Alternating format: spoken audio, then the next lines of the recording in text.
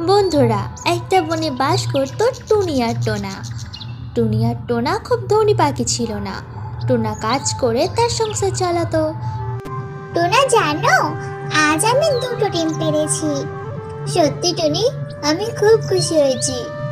টোনা, আমাদের বাসাটাও তো ভাঙা, ছানা হলে আমাদের ভালো ঘরের প্রয়োজন। হ্যাঁ টুনি, আমিও তাই ভাবছি। তুমি ডিমের কাছে থাকো, আমি বরং জঙ্গল থেকে কাঠ কেটে আনি, তারপরে বাসাটা ঠিক করে নেব। এই বলে টুনা বনের দিকে চলে যায় আর বেশ কিছু কাঠ নিয়ে বাড়ি ফিরছিল।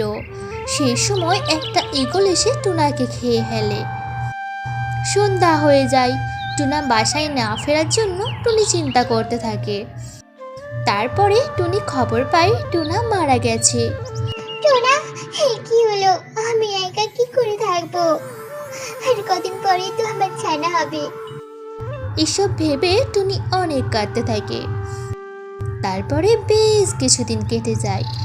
টুনি ডিম থেকে দুটো ছানা বার হয়, আর একটা ছানা হওয়ার সাথে সাথেই মারা যায়।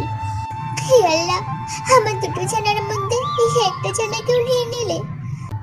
তারপরে টুনি আর একটা ছানাকে অনেক আদর করে।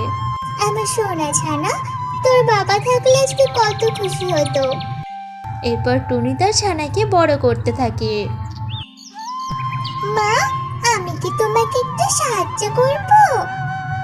না মা টুনটুন, তুমি পড়তে বসো, তোমাকে যে অনেক বড় হতে হবে।